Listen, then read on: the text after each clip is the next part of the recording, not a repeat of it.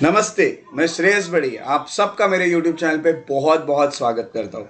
जैसे कि आज हम वर्ल्ड हिस्ट्री का फर्स्ट वीडियो लेक्चर अटेंड करने वाले हैं। ये वीडियो लेक्चर अटेंड करने के पहले आपको मैं कुछ इन्फॉर्मेशन देना चाहता हूँ, कुछ basic information about today's lecture.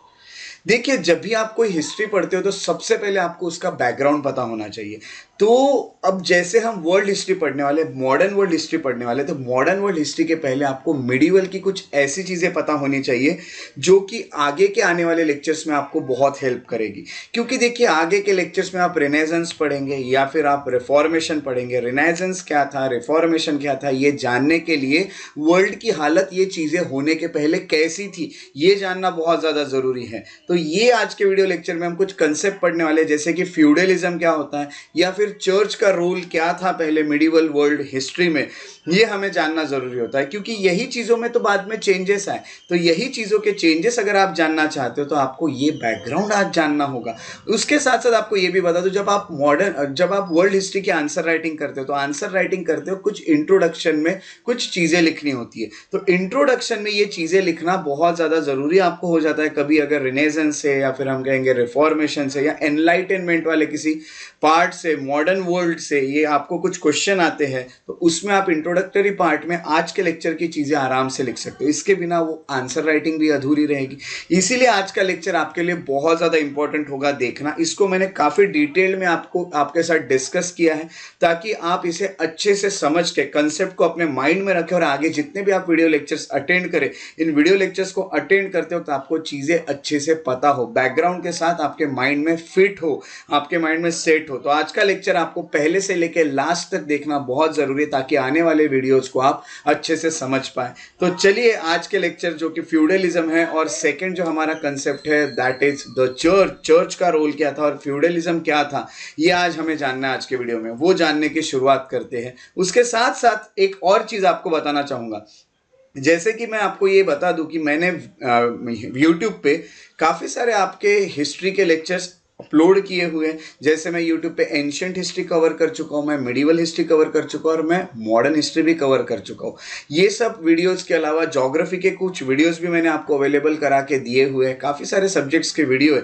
ये सब सब्जेक्ट्स के वीडियो देखने के लिए आप डिस्क्रिप्शन में जाके मैंने सभी वीडियोज़ की प्लेलिस्ट की लिंक डाली है। आप वहाँ की प्लेलिस्ट की लिंक देख के इन सब सब्जेक्ट्स को भी मेरे यूट्यूब के चैनल के थ्रू आराम से ईजिली कंप्लीट कर सकते हैं। कंप्लीट सिलेबस के वीडियोज़ मैंने अपलोड किए और आपको लिंक डिस्क्रिप्शन में मिलेगी।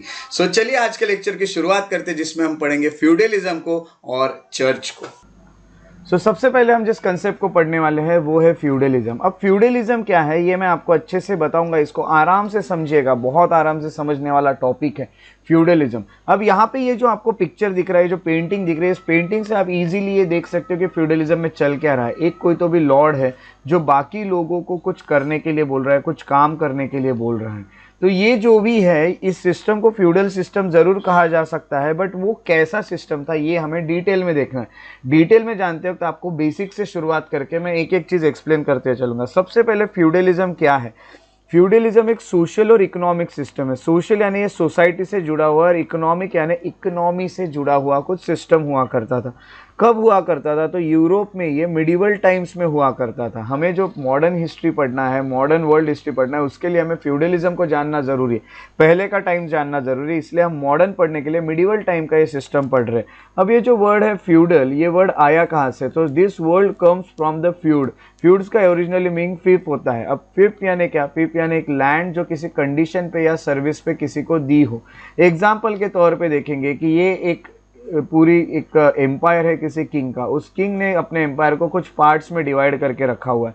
कुछ पार्ट्स में डिवाइड करने के बाद ये एक पार्ट वो किसी ए नाम के व्यक्ति को दे देता है और उसको कहता है कि मुझे आप ये सर्विस दोगे या ये लैंड के पीछे ये कंडीशंस होगी, इसीलिए आपको ये लैंड दी जा रही है। ये लैंड की ओनरशिप तो किंग की होगी, बट उसको ये लैंड दी जाएगी कि आप ये लैंड संभालो, और इसके लिए कुछ कंडीशन और कुछ सर्विस प्रोवाइड करेगा ए नाम का व्यक्ति किंग को। इसी सिस्टम को हम कह सकते हैं कि यहाँ फ्यूडल सिस्टम होगा। फ्यूडल सिस्टम होने के अलावा ये जो पहले क्या उस टाइम का जो मिडिवल टाइम्स था यूरोप में, उसके पास उस टाइम पे जिसके पास जितनी लैंड हुआ करती थी उतना ज़्यादा पावरफुल वो हुआ करता था। जितनी ज़्यादा लैंड, जितनी बड़ी लैंड उतना ज़्यादा पावर, ये चीज़ बिल्कुल याद रखिएगा। तो लैंड का यहाँ पे बहुत ज़्यादा इंपॉर्टेंस रहता था। और ये जो सिस्टम था एक तरह से रूरल सिस्टम था। यहाँ पे आपको बिल्कुल ऐसा नहीं देखने मिलेगा कि अर्बनाइजेशन है, नो अर्बनाइजेशन। यहाँ पे सिर्फ आपको रूरल ही टाइम देखने मिलता है फ्यूडलिज्म में, क्योंकि फ्यूडलिज्म में अगर देखा गया तो डेवलपमेंट, इकोनॉमिक डेवलपमेंट बहुत ज़्यादा तो नहीं था। रूरल होने के साथ साथ अब रूरल जो भी सिस्टम होता है उसमें आपको पता है जो मेन रोल प्ले करते हैं वो पीजेंट्स होते हैं, वो किसान होते हैं। तो इस टाइम पे भी रूरल सिस्टम होने के साथ in which peasants have to give their part of produce to the lords. अब जो पीजेंट्स थे उनके पास लॉर्ड हुआ करते थे। अब पीजेंट के ऊपर जो भी लॉर्ड थे, अब ये जो लैंड है फॉर एग्जांपल ये किसी लॉर्ड की है, ये लैंड पे कुछ पीजेंट्स काम कर रहे हैं। तो पीजेंट्स यहाँ पे क्या करेंगे, पीजेंट्स जितना भी वो प्रोडक्शन कर रहे हैं अपने जो भी पार्ट पे, वो पार्ट का, वो प्रोडक्शन में का कुछ पार्ट लॉर्ड को देंगे। लॉर्ड को कुछ पार्ट दिया जाएगा और ये होगा रेंट। अब यहाँ पे लैंड की ओनरशिप पीजेंट की नहीं होगी। पीजेंट जो भी लैंड पे काम कर रहे हैं ये रेंट पे काम कर रहे हैं। अब ये जो रेंट है ये यहाँ पे किया जाएगा लॉर्ड को। तो लॉर्ड को यहाँ रेंट या फिर टैक्सेस पे करेंगे, या फिर हम कहेंगे कि एक तो आप रेंट दीजिए और टैक्सेस दीजिए, या फिर आप लॉर्ड के लिए कुछ भी काम कीजिए विदाउट एनी पेमेंट। आप पेमेंट नहीं करना चाहते लॉर्ड को, तो आप लॉर्ड के लिए, लॉर्ड आपको जो बोलेगा वो काम आपको करना पड़ेगा। ये एक और चीज़ यहाँ पे हुआ करती। तो इस तरह की चीज़ें कुछ फ्यूडल सिस्टम में देखने मिलती है। ये जो सेकंड पॉइंट है ये आपके लिए एक मेन पॉइंट होने वाला है, क्योंकि हमारे आगे के जो फर्दर डिस्कशन रहने वाले हैं पूरे इस टॉपिक के, वो पूरे डिस्कशन इसी पॉइंट पे बहुत ज़्यादा बेस्ड रहने वाले हैं। अब हम देखते हैं कुछ फ्यूडल क्लासेस और लॉयल्टीज़। अब ये जो फ्यूडलिज्म था ये कुछ क्लासेस में बटा हुआ था। यहाँ पे जितने भी क्लासेस थे वो कौन कौन से क्लासेस थे ये सबसे पहले हमें समझना है। क्लासेस में जो है सबसे ऊपर जो आता था वो किंग हुआ करता था फ्यूडल सिस्टम में। किंग के अंडर कुछ ड्यूक्स और अर्ल्स काम करते थे, यानी ऐसे समझ जाइए किंग्स के नीचे के जो नोबल्स होते हैं, उसके पैलेस के सबसे इंपॉर्टेंट पर्सन होते हैं, या फिर उसके रूल में के सबसे इंपॉर्टेंट पर्सन होते हैं जिनको हम नोबल कहते हैं, वही हुआ करते थे ड्यूक्स और अर्ल्स। उसके नीचे बैरन हुआ करते थे नोबल्स के नीचे। अब ये बैरन कौन होते हैं, तो बैरन ऐसे होते हैं जो लोएस्ट पर्सन होता है नोबल के लोअर पोजीशन पे जो आता है उसको बैरन कहा जाता है। और बैरन के नीचे नाइट्स हुआ करते थे, नाइट के नीचे फिर पीजेंट हुआ करते थे। ये पूरा जो सिस्टम है एक रिजिड सिस्टम है। ये है वहाँ के क्लासेस जो वहाँ पे काम कर रहे थे फ्यूडल सिस्टम में। तो फ्यूडल सिस्टम में अभी जो चीज़ें मैं बताता हूँ वो अच्छे से समझ लीजिएगा एक एक चीज़ करके। ये जो फ्यूडल सोसाइटी होती है, अब इसको हमें डिस्कशन करना है। ये जो फ्यूडल सोसाइटी थी in western Europe soon developed in hierarchy. ये आपको हायरार्की दिख रहा है और ये हायरार्की में कुछ ग्रेड्स आपको दिख रहा है। तो यहाँ पे हम कहेंगे ग्रेडेड ऑर्गेनाइजेशन है। ये ग्रेडेड ऑर्गेनाइजेशन ऐसा है जिसमें जो पर्सन है उसको कुछ ना कुछ पोजीशन दी गई है। हर पर्सन की कुछ ना कुछ पोजीशन है, इस तरह से पोजीशन के अकॉर्डिंग इसे लगाया जाता था। अब यहाँ क्या होता था, ये पोजीशन में हर एक जो लोग है उसको जितनी भी पोजीशन दी उसमें सबसे टॉप पे जो है वो किंग हुआ करता था।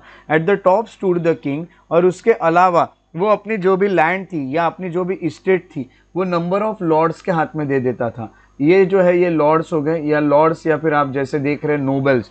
अब ये किंग जो है इसकी जितनी भी लैंड होगी उसको कुछ पार्ट्स में बांटता था और एक एक नोबल या एक एक लॉर्ड्स के हाथ में दे देता था, जिनको हम ड्यूक्स और अर्ल्स कहते हैं। अब यहाँ पे जो लॉर्ड्स थे उनको ड्यूक्स और अर्ल्स कहा जाता था। किंग अपनी लैंड इनको दे देता था कि आप इस पे काम कीजिए। अब इसके बाद आपको देखने मिलता है कि ये जो ड्यूक्स और अर्ल्स है, अब किंग से इनको मिली है लैंड, किंग से लैंड मिली है जिनको हम लॉर्ड्स कहते हैं, ड्यूक्स या अर्ल्स कहते हैं, इनको मिली है लैंड। ये जो लैंड इनको मिली थी ये अपनी कुछ जितने भी काम थे, यानी हम कहेंगे कि इनकी जो लैंड थी ये इसको बांटते थे कुछ पार्ट्स में और वो कुछ उनको दे देते थे बैरन्स के पास। अब जो बैरन थे उनके पास ये लैंड दी जाती थी। बैरन जो है ये इनके नीचे की पोजीशन को होल्ड करते थे और ये हम बैरन को कह सकते हैं लेसर लॉर्ड्स, है ना। लॉर्ड के नीचे के लोग लेसर लॉर्ड, जिनको बैरन्स कहा जाता है। यानी किंग अपनी लैंड दे रहा है ड्यूक्स एंड अर्ल्स को जो कि लॉर्ड्स है, उसके नीचे जो लॉर्ड्स है वो लेसर लॉर्ड्स है जिनको मिल रहे हैं बैरन्स। बैरन्स के बाद अगर हम देखेंगे in return secure their military support. अब ड्यूक और अर्ल्स ने इनको दी है लैंड अपनी काम करने के लिए और बैरन्स इनको देते थे, क्या देते थे, तो यहाँ पे इनको देते थे मिलिट्री सपोर्ट, क्योंकि बैरन जो थे इनके अंडर कुछ एक और कैटेगरी यहाँ पे थी। अब मिलिट्री सपोर्ट जो मिल रहा है वो ड्यूक्स और अर्ल्स को बैरन से मिल रहा है। अभी जो ड्यूक्स एंड अर्ल्स हुआ करते थे ये किंग के वस्सल हुआ करते थे। अब एक नया एक वर्ड आ गया दैट इज वैसल। अब वेसल क्या होता है ये अच्छे से समझ लीजिएगा, अगर आपको लिखना है तो आप लिख भी सकते हैं। वेसल यानी a holder of land, holder of land. अब लैंड के ये होल्डर थे, यानी लैंड किसकी थी? लैंड में आपको ऑलरेडी बता चुका हूँ, ये जो लैंड थी ये किंग की थी। किंग ने अपनी लैंड ड्यूक्स और अर्ल को दी थी, और जो जिसको ऐसी लैंड मिलती है उसको वसल कहा जाता है। तो ये जो आप देखोगे ड्यूक्स और अर्ल से किंग के वसल थे, ये आपको पता चलता है। उसके बाद दैट इज टू से कि हम यहाँ ये कह सकते हैं कि ये डायरेक्टली किंग को ही आंसरेबल थे, ये जो लोग थे। उसके अलावा जो बैरन्स थे ये ड्यूक्स और अर्ल्स के वसल थे। यानी अब मैंने आपको बताया किंग ने लैंड दी है ड्यूक्स और अर्ल्स को, ड्यूक्स ने लैंड दी है बैरन्स को, तो ये जो लैंड मिल रही है ये लैंड की होल्डर्स जो है ड्यूक और अर्ल्स के, वो बैरन बन जाते थे। यानी बैरन जो है ये ड्यूक्स और हम कहेंगे अर्ल्स के वसल थे, जैसे ड्यूक्स और अर्ल किंग के वसल थे। ये होने के साथ साथ अगर हम आते हैं तो lowest category of feudal lords जो है ये भी फ्यूडल लॉर्ड्स है, ये हम कहेंगे हाईएस्ट ये लॉर्ड्स है, ये जो है ये हाईएस्ट पोजीशन है लॉर्ड्स की। उसके बाद ये लॉर्ड्स है, और नाइट्स जो होते हैं ये यहाँ पे है कि ये लोएस्ट कैटेगरी ऑफ लॉर्ड्स थे, ये लोएस्ट लॉर्ड्स थे इस पूरे फ्यूडल सिस्टम में। पीजेंट्स के पास लैंड नहीं हुआ करती थी। अब हम कह सकते हैं कि अगर ये लोएस्ट लॉर्ड्स है तो ये जो है ये बैरन के वसल है ना, तो ये भी वसल थे। अब ये वसल किसके थे? बैरन के थे। यानी आप यहाँ समझ रहे हैं किंग ने क्या किया, अपनी लैंड पे एक एक हम कहेंगे ड्यूक्स और अर्ल्स रख दिए हैं। अब ड्यूक्स और अर्ल्स की ए नाम के व्यक्ति की लैंड जो है, ड्यूक्स और अर्ल को जो लैंड मिली है इसमें, वो लैंड पे उसने कुछ बैरन्स रख दिए हैं। बैरन ने अपने अंडर कुछ नाइट्स रख दिए हैं। अब नाइट्स जो है यानी ये जो सिस्टम बन रहा है ये सब एक दूसरे के वसल है, बट पीजेंट किसी के वसल नहीं थे, क्योंकि पीजेंट्स को लैंड यहाँ पे नहीं मिली थी। अब ये होने के अलावा इसलिए मैं कहूँगा कि फ्यूडल लॉर्ड जो थे उनको कहीं ना कहीं लैंड मिलती है। यहाँ पे लैंड मिली थी नाइट्स तक, नाइट्स के नीचे यहाँ किसी को भी लैंड नहीं मिली थी। Knight did not have any vassal of their own, knights का कोई खुद का वसल नहीं था। अगर देखा गया तो हर एक फ्यूडल लॉर्ड जो था वो है ना, अब यही है कि every feudal lord was expected to pay homage to his overlord. अब ये एक फ्यूडल लॉर्ड है, इसका ओवरलॉर्ड बैरन हो गया, बैरन का ओवरलॉर्ड ड्यूक्स और अर्ल्स हो गया, अब उसके ऊपर हो गया किंग। यानी ये सब ऐसा ही था कि सभी लोग पे करेंगे एक तरह से होमेज अपने ओवरलॉर्ड को, and could invest with some formal rights. और ये जो लोग हैं ये इनको कुछ राइट्स देते जाएंगे। जैसे आप देखोगे बैरन ने नाइट्स को कुछ राइट दे दिए, बैरन को ड्यूक्स और अर्ल्स ने कुछ राइट्स दे दिए, और किंग ने ड्यूक्स और अर्ल्स को कुछ राइट दे दिए। ये सब इस तरह से चलता था। और अगर आप देखोगे तो no vassal own any land, he only held the land. मैंने आपको मीनिंग पहले ही वसल का बता दिया है। वसल का मीनिंग होता है कि जो लैंड होल्डर है वो लैंड होल्ड कर रहा है, लैंड के ओनर नहीं है। लैंड के ओनर जो बैठे हुए टॉप पे बैठे हैं जिनको हम किंग कहते हैं। इसलिए फ्यूडल हायरार्की में कहेंगे फ्यूडल हायरार्की बहुत ज़्यादा स्ट्रांग थी, इतनी स्ट्रांग थी कि ये जो किंग था would not call a baron directly और या नाइट डायरेक्टली। अगर कुछ भी किंग को ज़रूरत पड़ रही है बैरन की तो किंग डायरेक्टली बैरन को कांटेक्ट नहीं कर सकता या नाइट को कांटेक्ट नहीं कर सकता। किंग को कांटेक्ट ड्यूक्स और अर्ल को करना पड़ेगा, ड्यूक और अर्ल जो है वो बैरन को कांटेक्ट करेंगे, बैरन जो है वो नाइट्स को कांटेक्ट करेंगे। इस तरह से ये पूरा एक फ्यूडल सिस्टम आपको बना हुआ दिखता है। अब ये सब चीज़ें होने के अलावा हम ये कह सकते हैं कि यहाँ पे the vassal was in every way his lord's man. आपको तो ये पता ही चलता है जितने भी वसल है वो अपने लॉर्ड के ही लोग हुआ करते थे। ये होने के साथ साथ आप ये कह सकते हो कि ये बहुत ही खतरनाक एक सिस्टम आपको दिख रहा है, जिसमें आप ये देख सकते हैं when the king fought a war, जब किंग को कोई भी वॉर लड़ना था है ना, या फिर जब किंग कोई वॉर लड़ता था तो he could demand military assistant from his वसल।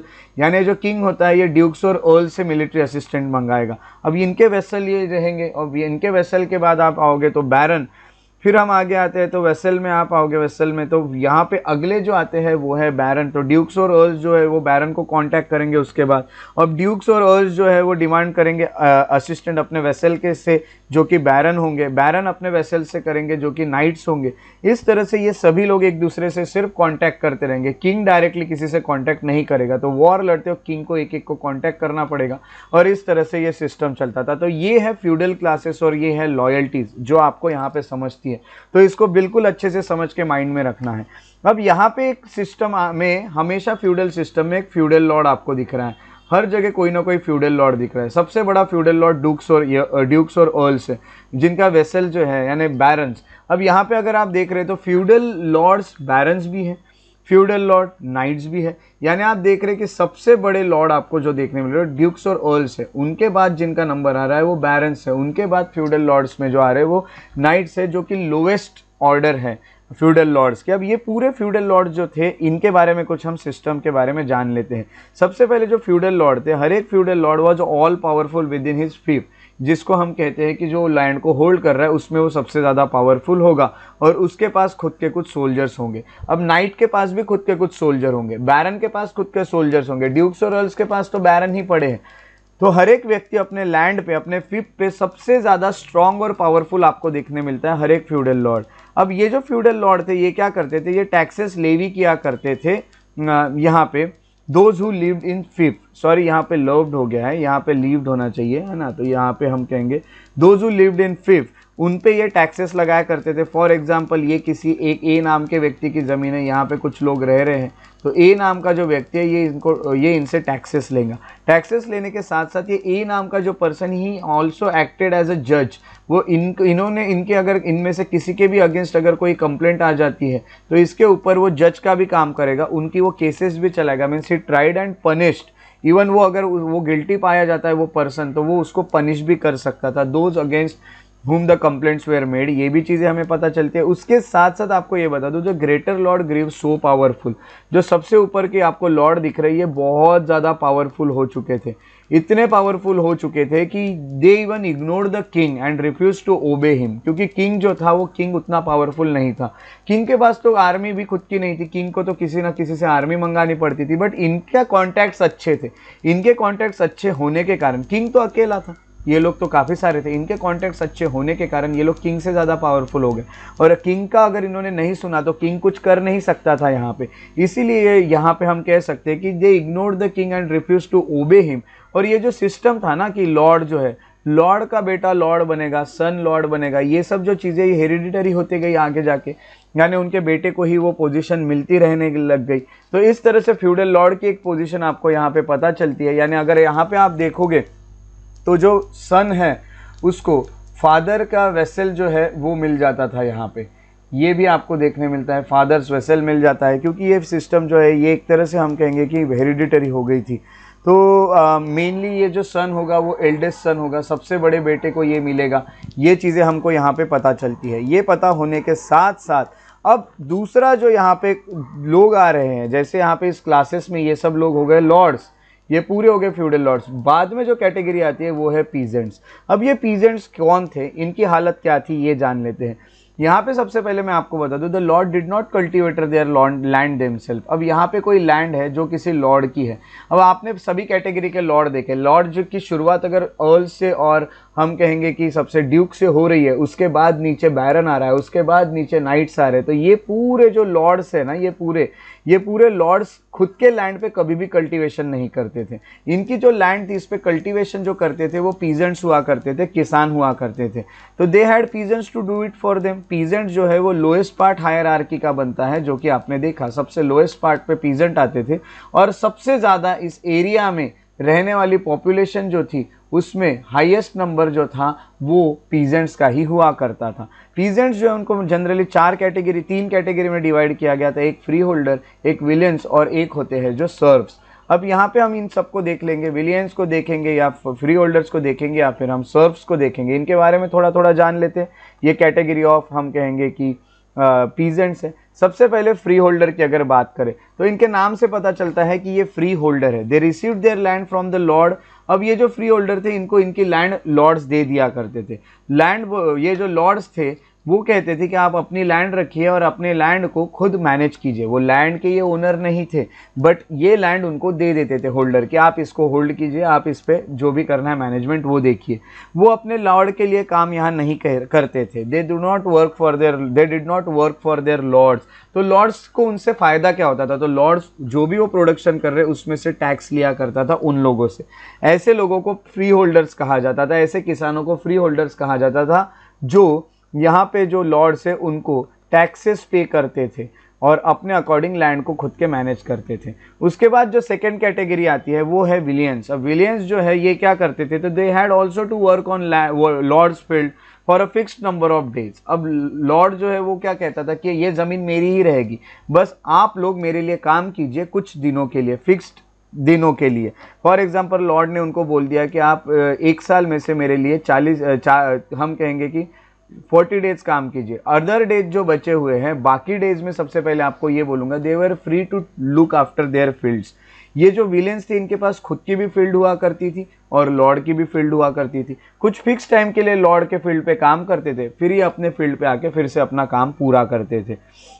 अब ये सब चीज़ें यहाँ पे हुआ करती थी। उसके बाद जो लोएस्ट कैटेगरी आती है पीजेंट्स में, वो आते हैं सर्व्स। अब जो सर्व्स थे, मेनी सर्व्स हैड लैंड्स, है ना, सर्व्स के पास भी लैंड हुआ करती थी, उसके अलावा उनके पास वो लोग लॉर्ड के भी लैंड पे काम करते थे। Serf had their land which they cultivated for themselves, है ना, खुद के लिए भी वो कल्टीवेशन करते थे कुछ ज़मीनों पे, but they also work on land entirely for Lord, है ना, लॉर्ड के भी लैंड पे वो काम कर रहे हैं और खुद के भी लैंड पे वो काम कर रहे हैं, दोनों पे वो काम कर रहे हैं। इसके साथ साथ इन एडिशन उनको कुछ और भी सर्विसेज करनी पड़ती थी।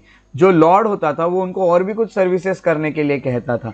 लॉर्ड उन सर्व्स को कहता था कि ठीक है, अभी आप जाइए और बिल्डिंग बनाइए, है ना, हाउसेस बनाइए, उनके बिल्डिंग्स कीजिए या फिर रिपेयर कीजिए हाउसेस को। उसके अलावा आप रोड्स को बिल्ड कीजिए या रोड्स को रिपेयर कीजिए। ये सब काम भी उनको दिया करता था और इन कामों के लिए उनको बिल्कुल भी पैसे नहीं देता था। Not to be paid, not be paid, this services were forced labour. उनको फोर्सफुली ये काम करना पड़ता था। सर्व्स की हालत यहाँ बहुत ख़राब थी। हालत के ख़राब सभी की थी। एक्सप्लॉयटेशन तो सभी का हो रहा था। कुछ लोगों का ज़्यादा का टैक्स लेके हो रहा था, तो कुछ लोगों का हम कहेंगे कि उनको जो भी करना है वो काम ना करने देते हुए, उनको फोर्सफुली कुछ काम करा के लेके पेमेंट ना करते हुए भी उनके कुछ काम कर लिया करते थे। तो हम यहाँ कहेंगे कि for the lands they held they had to pay lord the part of produce. अब मैंने आपको बोला ये जो सर्व्स थे उनके पास भी खुद की लैंड हुआ करती थी। ये जो खुद के लैंड पे वो जो भी प्रोडक्शन कर रहे हैं, इस प्रोड्यूस का कुछ पार्ट जितना भी वहाँ पे फिक्स किया जाएगा बाय लॉर्ड, उस लॉर्ड को वो भी प्रोड्यूस देंगे। यानी आप देख रहे हैं कि लॉर्ड जो है उनकी लाइफ यहाँ पे बहुत अच्छी दिखाई दे रही है और बाकी जो पीजेंट्स हैं इनकी लाइफ यहाँ बहुत ही मुश्किल दिखाई दे रही है, क्योंकि पीजेंट्स को हमेशा कुछ ना कुछ चीज़ें यहाँ पे फेस करते रहना पड़ रहा है। इस तरह की चीज़ें यहाँ पे होने लग गई। और आपको ये भी बताता हूँ कि पीजेंट्स जो है ये इनकी इतनी जो कैटेगरी थी, इसमें ये जो सर्व्स थे ना, इनको तो पहले फोर्स लेबर करके यूज़ करते ही थे। जो भी काम लगता है उसके लिए इनको यूज़ करते ही थे, बट जो भी लैंड वो यूज़ करते थे, जो भी लैंड उनके पास थी, उसके लिए वो प्रोड्यूस के अकॉर्डिंग भी पीजेंट को पे करते थे। And they were tied to the land, है ना, वो लैंड के ऊपर ही काम कर सकते थे। उनको कभी ये अलाउ नहीं था कि वो अपने मनमर्जी से भी कुछ कर पाए। तो वो टाइड थे लैंड को, और टाइड होने के कारण कभी कभी अगर इच्छा हो गई किसी लॉर्ड की कि इनको मैं फ्री कर देता हूँ, तो वो किसी भी सर्व को अगर फ्री कर देते हैं तो वो फ्री होल्डर बन जाता था। बट ऐसा बहुत कम टाइम होता था किसी को सर्व को यहाँ फ्री किया जा रहा है। ये कुछ चीज़ें यहाँ पता चलती हैं। उसके बाद अगर हम आते हैं तो हम देखते हैं life on a feudal manner. अब यहाँ पे मैनर क्या होता है ये भी आपको बताऊंगा। सबसे पहले यहाँ पे देख लो कि फ्यूडल लाइफ जो थी मैनर पे वॉज बेस्ड ऑन एग्रीकल्चर। यहाँ पे मेनली एग्रीकल्चर पे काम करते थे। विलेज का जो फार्म था उसको मैनर कहा जाता था। ये पूरा एक फार्म है, ये पूरे फार्म को मैनर कहा जाएगा। मैनर होने के अलावा मैनर का जो सेंटर हुआ करता था वो उसको कहा जाता था मैनर हाउस। अब ये जो मैनर हाउस है, ये मैनर हाउस जो है यहाँ पे लॉर्ड रहता था। अगर लॉर्ड रह रहा है वहाँ तो वो रहेगा, अगर वो नहीं वहाँ रहने वाला व्यक्ति है तो वो वहाँ पे विजिट करेगा। जब विजिट करने आएगा तो वो यहाँ रुकेगा।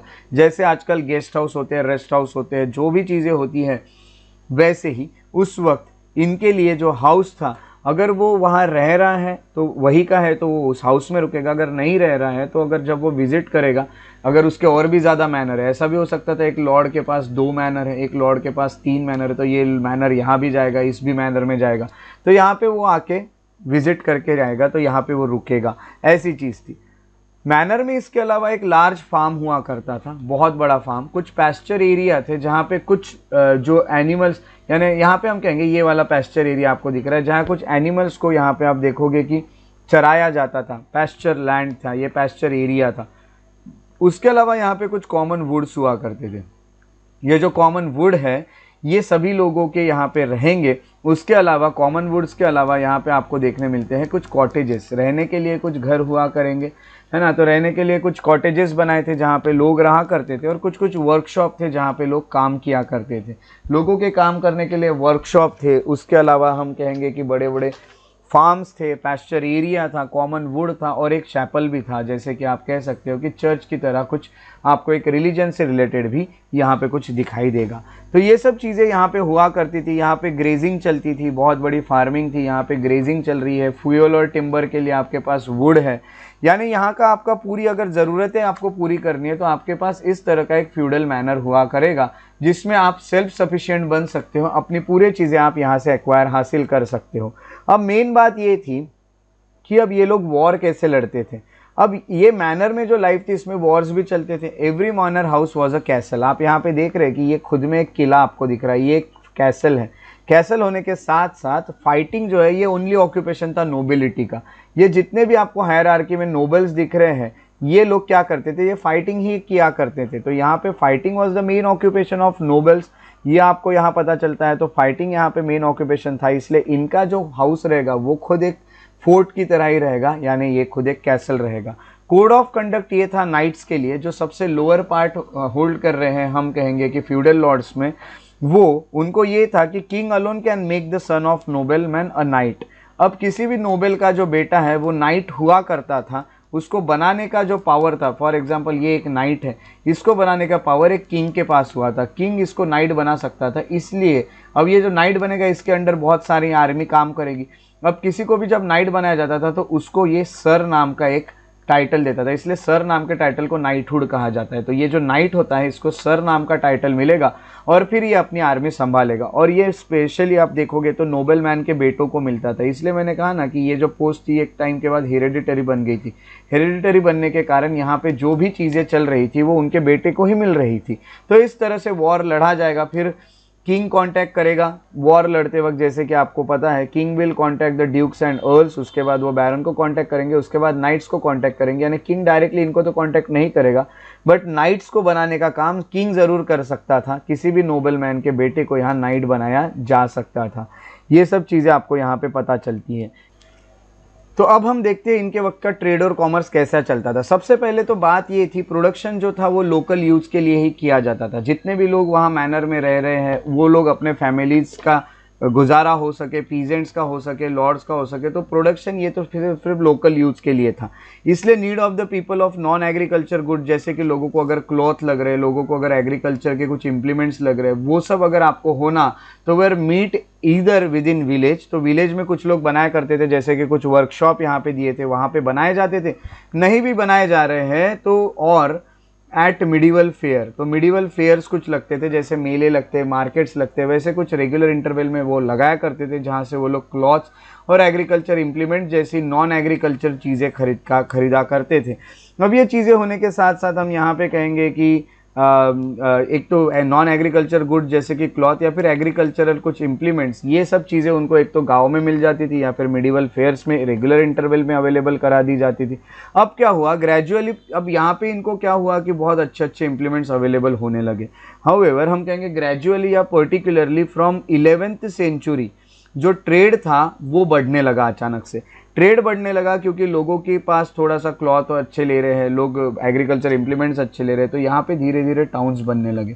टाउन्स बनने के साथ साथ begin to became important, there was a increase in demand by lords for luxury. अब लॉर्ड्स जो थे उनको भी काफ़ी अच्छे अच्छे कपड़े या अच्छे अच्छे जो भी लग्जरियस गुड्स होते हैं इसकी वो डिमांड करने लगे हैं ना, लग्जरियस गुड्स की डिमांड करने लगे। लग्जरियस गुड्स जो इनको मिल रहे थे लॉर्ड्स को वो बाहर से आते थे, तो बाहर के जो भी कंट्रीज थी उनके साथ भी इनके कॉन्टैक्ट शुरू हो गए।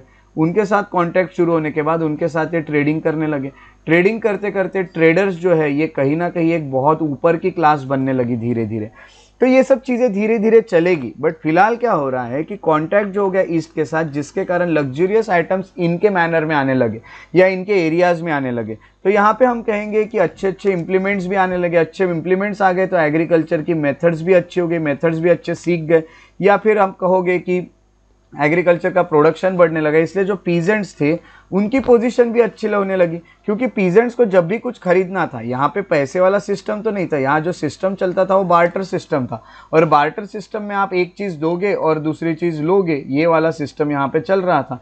यानी जो पीजेंट्स थे वो एग्रीकल्चरल जो प्रोडक्ट्स थे वो जो प्रोड्यूस कर रहे थे वो जब किसी को दे देते थे तो उसके बदले में नॉन एग्रीकल्चरल प्रोडक्ट्स वो लेते थे। अब एग्रीकल्चर प्रोडक्ट्स की जगह पे नॉन एग्रीकल्चर प्रोडक्ट्स आप ले पा रहे हो, तो पीजेंट्स के पास एग्रीकल्चर का प्रोडक्ट्स अगर प्रोडक्शन अच्छा हो गया तो वो ज़्यादा से ज़्यादा नॉन एग्रीकल्चरल प्रोडक्ट्स खरीद पाएंगे।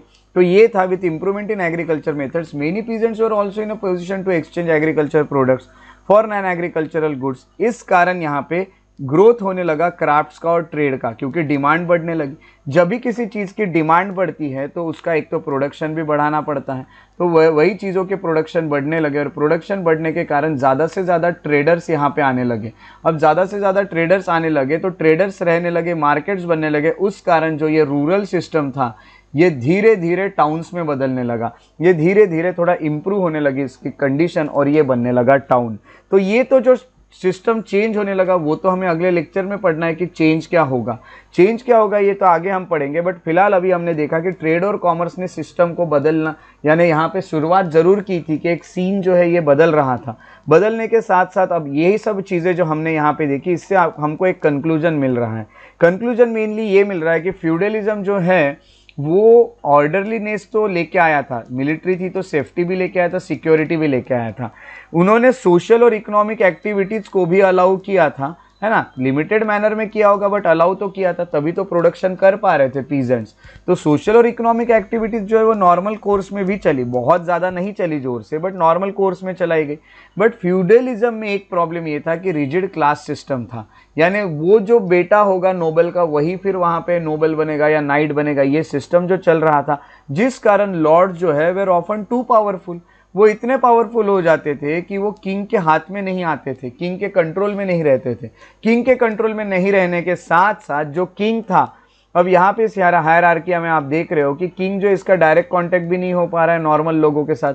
अब किंग डायरेक्ट कांटेक्ट नहीं कर पा रहा है, इसलिए अब सब कुछ जो है इन लोगों के हाथ में, लॉर्ड्स के हाथ में है कि नॉर्मल लोग कैसी लाइफ जी रहे हैं।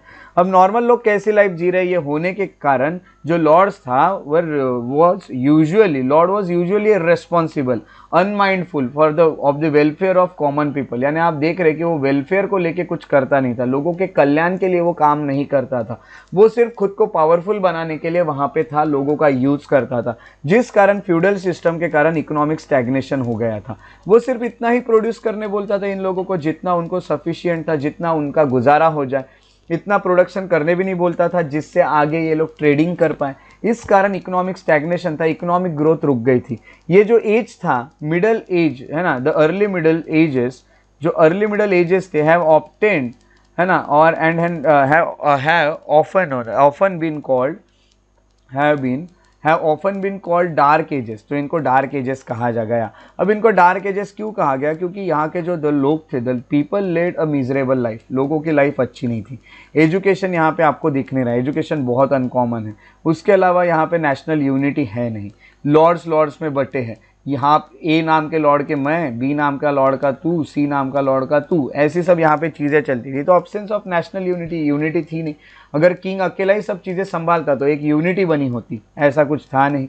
अब यहाँ पे मन मर्जी से रूल करते थे किंग और बैरन्स को जैसा लगता था वैसे लोगों के ऊपर ये रूल करते थे, ऐसे कोई लॉज नहीं थे जो इनको कंट्रोल कर पाए। इस कारण ये जो कंक्लूजन आपको देखने मिल रहा है, तो ये कंक्लूजन में आपको ये पता चलता है कि यहाँ पे जो सिस्टम बन रहा था ये have been called dark ages. इसको डार्क एजेस कहा भी जाएगा। अब डार्क एजेस क्यों कहा जा रहा है आप यहाँ पे देख रहे हैं, और ये कहना कभी कभी ठीक भी लगता है क्योंकि बहुत अच्छा टाइम नहीं था। आप खुद उस एज में खुद को इमेजिन कीजिए, आप इमेजिन कर पाओगे कि कितना बुरी लाइफ होगी उस वक्त लोगों की, है ना। तो ये सब चीज़ें हमने यहाँ पे पढ़ी। So this is all about feudalism. Feudalism में आपने जो पढ़ा वो था फ्यूडल क्लासेस एंड लॉयल्टीज। उसके अलावा फ्यूडल क्लासेस एंड लॉयल्टीज में आपने देखा फ्यूडल लॉर्ड्स, पीजेंट्स देखा, फ्री होल्डर्स, विलियंस और सर्व्स देखे, लाइफ ऑन फ्यूडल मैनर देखा, लाइफ ऑन फ्यूडल मैनर के साथ साथ वॉर और साइवलरी देखा आपने। उसके अलावा ट्रेड एंड कॉमर्स देखा। ट्रेड एंड कॉमर्स के बाद हम कुछ कंक्लूजन पे आए। ये सब चीज़ें आपने पढ़ी जो कि आपके एग्जाम के लिए बहुत ज़्यादा इंपॉर्टेंट है।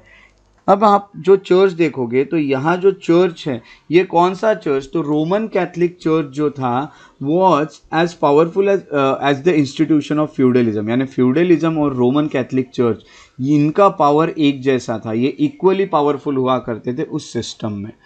एक बार कोई अगर रूलर ने एक्सेप्ट कर ली क्रिश्चियनिटी इन यूरोप, है ना, तो once the ruler in Europe accepted Christianity, the pope जो था हेड ऑफ द चर्च जिसको कहते हैं, है ना, pope was the head of the church, became the head of the Christian world in the western Europe, है ना। तो यहाँ पे अगर किंग क्रिश्चियन है तो किंग ने क्रिश्चियनिटी एक्सेप्ट करने के बाद उसके लिए पोप के लिए बहुत ज़्यादा रेस्पेक्ट रहेगा उस किंग के पास।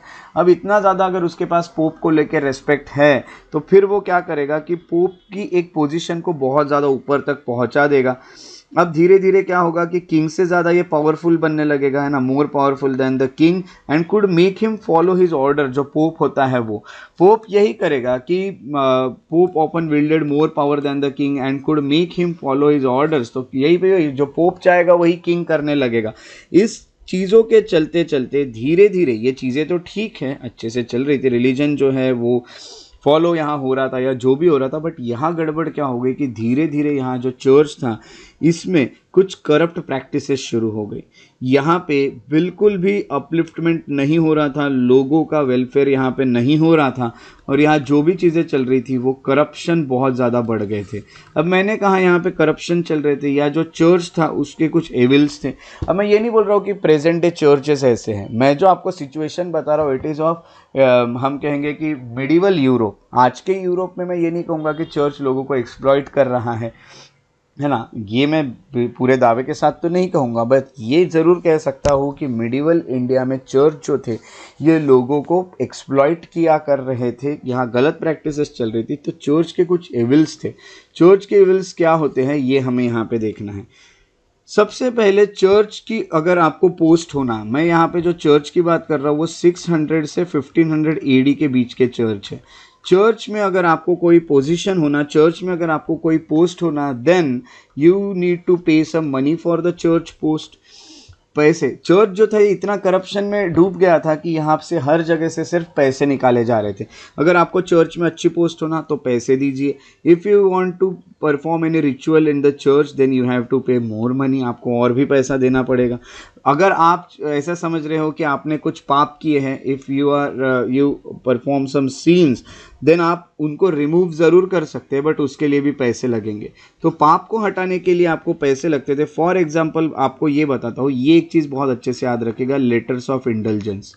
लेटर्स ऑफ इंडल्जेंस जो होते हैं ये आपको चर्च बेचता था। अगर आपने कुछ पाप किया ऐसा आपको लग रहा है तो church will sell you the letter of indulgence. Church आपको सेल करता था लेटर ऑफ इंडल्जेंस, जिसको परचेस करने से आपको कोई आपके जितने भी हम कहेंगे कि आपने पाप किए हुए हैं, है ना, तो हम कहेंगे which upon their purchase remove the need of doing pilgrims for removal of sins. तो आपके जितने भी सीन हैं, आपने जो भी पाप किए वो यहीं पे रिमूव हो जाएंगे, यहीं पे ख़त्म हो जाएंगे। इसके लिए आपको किसी तीर्थ यात्रा या पिलिग्रिमेज पे भी जाने की ज़रूरत नहीं पड़ेगी। तो लेटर ऑफ इंडल्जेंस लोगों को बांटे जाते थे पैसे लेके। तो यहाँ पे आप देख रहे हैं कि पैसे का इस्तेमाल किस तरह से लोगों को लूटने के लिए किया जा रहा है। उसके बाद आगे आपको देखने मिलता है जो भी पोप थे एक्सक्यूज मी, जो भी पोप थे, नन थे, बिशप्स थे, एट्सेट्रा एट्सेट्रा, ये जितनी भी पोस्ट हुआ करती थी ये सब लोग करप्ट हो चुके थे और वो प्रिंस की तरह रहते थे। ऐसा समझ जाए कि वही राजा की तरह जी रहे थे, लग्जरियस लाइफ वो लोग जी रहे थे और लोगों को एक्सप्लॉइट किए जा रहे थे। चर्च जो होता है उसके पास बहुत बड़ी बड़ी प्रॉपर्टीज़ हुआ करती थी, है ना। तो चर्च जो है owned amassed huge properties and उसके साथ साथ to correct the state of affairs wandering monks यहाँ पे लाए गए थे। चर्च ने क्या किया, कुछ वॉन्डरिंग मंक्स जो है वो बनाए। ये मॉन्क्स क्या करते थे, तो यहाँ से वहाँ घूमा करते थे। चर्च के लीडर्स ने इन्हें बनाया था और ये मॉन्क एक एरिया से दूसरे एरिया में जाया करते थे।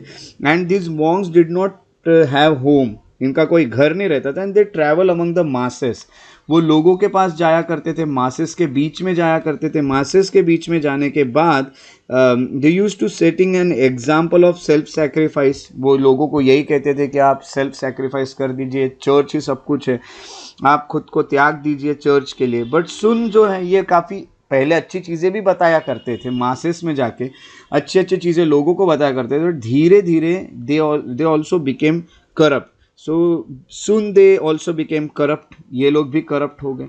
अब करप्ट होने के साथ साथ आपको कुछ चीज़ें बताऊँ, एग्जाम्पल ऐसा है कि they authenticated any marriage and would remove all sin for money. वो कहते थे अगर आप शादी करना चाहते हो तो हम आपकी शादी को ऑथेंटिकेट कर सकते हैं, हम आपकी शादी करा सकते हैं, हमारे सिवाय तो ये नहीं हो पाएगा, और तो आपको इसके पैसे लगेंगे। इस चीज़ के लिए भी पैसे लेते थे, जैसे कि मैरिजेस के लिए। और मैरिजेस के साथ साथ जो दूसरी तरह से पैसे लिए जाते थे वो थी कि आपके सीन रिमूव करने के लिए, है ना। ये कहते थे कि लोगों के बीच जा जाके कि आपने जो भी पाप किए इसको हम ख़त्म कर सकते हैं, इसके लिए हमें कुछ पैसे लगेंगे। ये होने के साथ साथ जो चर्च था was the only institution for education पहले के ज़माने। उस टाइम पे आपको एजुकेशन अगर लेना है तो ये एजुकेशन देने का काम सिर्फ और सिर्फ चर्च किया करता था मिडिवल टाइम में। But becoming the monk was only future prospect of this education offer. अब चर्च में जो आपको एजुकेशन मिल रहा है, उस एजुकेशन के थ्रू आपका एक ही फील्ड आपके लिए खुलती थी, और वो थी कि आप मॉन्क बन सकते थे। तो आपको आगे बनने मिलेगा तो वो मॉन्क ही बनने मिलेगा, और उनको जो सिखाया जाता था वो लैटिन लैंग्वेज थी। जिस तरह से इंडिया में संस्कृत के चलते ये सब चीज़ें हुई थी, वैसे ही अगर हम कहेंगे कि वर्ल्ड हिस्ट्री में हम आते हैं तो हमें ये पता चलता है कि इनको लैटिन लैंग्वेज यहाँ पे सिखाई जा रही है, जो कि कॉमन मैन को समझ में ही नहीं आती थी। अब ये सब चीज़ें, अब ये लोग लैटिन सीखे हुए तो लैटिन में काफ़ी सारी चीज़ें इन्होंने लिख दी, और कॉमन मैन उसे पढ़ नहीं पाता था। अब लैटिन में जो लिखा है, जैसे कि उन्होंने कुछ भी लिख देंगे या बाइबल लिख देंगे लैटिन में, अब कॉमन लोग तो उसे पढ़ नहीं पाएंगे, तो ये लोग उसको पढ़ेंगे और लोगों को गलत गलत चीज़ें बताएंगे कि उसमें ऐसा लिखा है वैसा लिखा है। तो ये जब तक चीज़ें नॉर्मल लैंग्वेजेस में, जो लैंग्वेज मासेस अंडरस्टैंड कर सकते हैं, उसमें जब तक कन्वर्ट नहीं होगी, ट्रांसलेट नहीं होगी, तब तक मासेस को लूटने का काम शुरू ही रहेगा। चर्च जो होता है, it made once in year confession to sin. उसने ये कहा था कि एक दिन तो भी आपको आके कन्फेस करना होगा, माफ़ी मांगनी होगी चर्च में आके, जो भी आपने पाप किए या जो भी गलतियाँ किया है, इसके लिए आपको ये कंपलसरी है, साल में एक बार आपको आना ही पड़ेगा टू द फादर। आपको फादर के पास जाके कन्फेशन जो है वो करना पड़ेगा। अगर आप साल में एक बार चर्च में नहीं आते हो फॉर कन्फेशन तो आपको पनिशमेंट भी दी जाएगी। अब आप सोच रहे हैं कि पनिशमेंट यहाँ पे दी जाती थी, पनिशमेंट किसी भी तरह की हो सकती थी, ये भी चीज़ याद रखिएगा। चर्च में 2-3 चीज़ें तो बिल्कुल आपको कराई नहीं जाती थी उस टाइम पे, वो है लॉजिक, रीज़न और साइंस। इन चीज़ों को यहाँ पे डिस्करेज किया जाता था। तो लॉजिक हो गया, रीज़न हो गया और साइंस हो गया, all this were discourage, and there was no education available in the discipline of science and history. ऐसा कोई आपको यहाँ पे इस तरह के कुछ हम कहेंगे एजुकेशन आपके लिए अवेलेबल नहीं थे जो आपको लॉजिक रीज़न या फिर साइंस सिखा सके। तो हिस्ट्री, साइंस जैसे यहाँ पे सब्जेक्ट्स आपको नहीं पढ़ाए जाते थे, है ना, या टेक्नोलॉजी आपको यहाँ नहीं पढ़ाई जाती थी। अब टेक्नोलॉजी नहीं पढ़ाई जा रही है, साइंस, हिस्ट्री नहीं पढ़ाया जा रहा है, तो आपको इन चीज़ों का नॉलेज आएगा ही कैसे? तो हम कहेंगे ये बाद में हुआ, और इसी को हम साइंटिफिक रिवॉल्यूशन कहते हैं, जो आपको आगे देखने मिलेगा। उसी के साथ साथ आपको ये बता दूं कि ये चर्च जो था ये लोगों को कुछ चीज़ें सिखाता था, जैसे कि हम कहेंगे there was a wide belief in witches, चुड़ैल होती है या फिर भूत होते हैं या फिर जादू होती है, सुपरस्टिशन, अंधविश्वास यहाँ पे होता है, मैजिक होती है, ये सब चीज़ें यहाँ पे बताई जाती थी। चर्च जो था वो वायलेंट भी हो जाता था।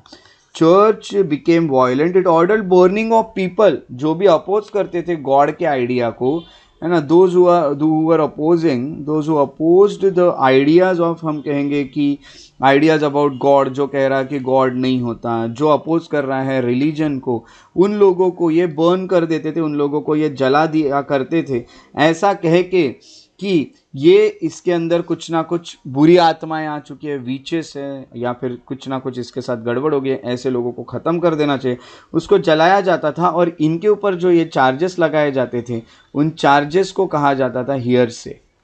चार्जेस यानी हियरसी। अब ये हियरसे जो है, इसका मीनिंग क्या होता है? हियरसे यानी यही कि आप लोग अपोज कर रहे हैं भगवान का या रिलीजन का, ये एक ऑफेंस बन चुका था हियरसे, और इसके लिए लोगों को पनिश किया जाता था।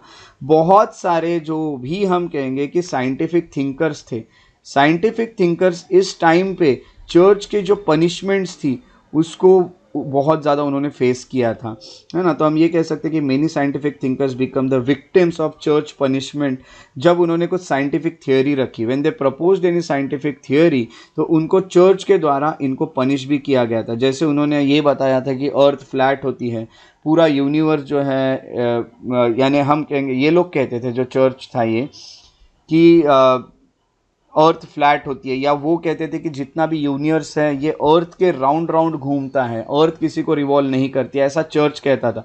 इन लोगों ने बताने की कोशिश की कि अर्थ के अराउंड कोई नहीं घूमते हैं यूनिवर्स, जबकि अर्थ जो होती है वही सन को रिवॉल्व करती, सन के अराउंड, है ना, घूमती है।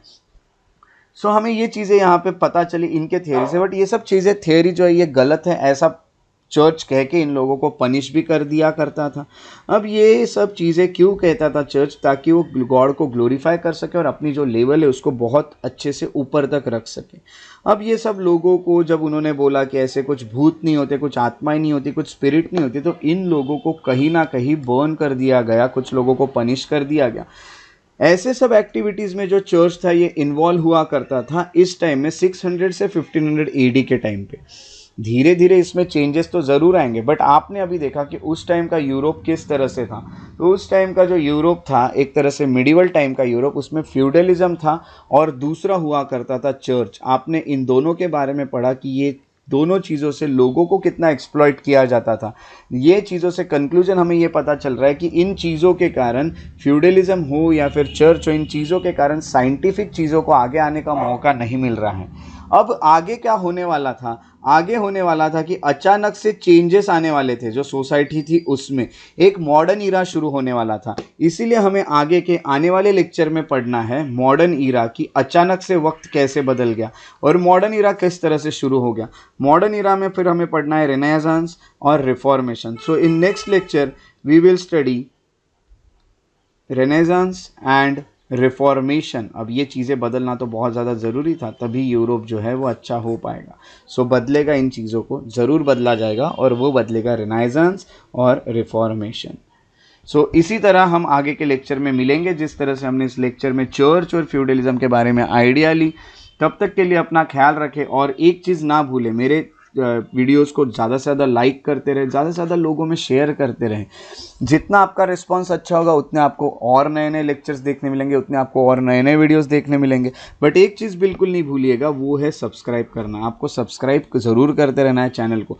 सब्सक्राइब तो आप कर लेते हैं, बट बेल आइकॉन को प्रेस करना तो बिल्कुल नहीं भूलना है। जब आप बेल आइकॉन को प्रेस करोगे तभी तो आपको नए वीडियोज़ के नोटिफिकेशन मिलेंगे, और जब नए वीडियोज़ के आपको नोटिफिकेशन मिलेंगे तभी तो आप अपडेट रहोगे कि कौन से नए वीडियो आ रहे हैं, तभी तो आप कंपटीशन में चल पाओगे।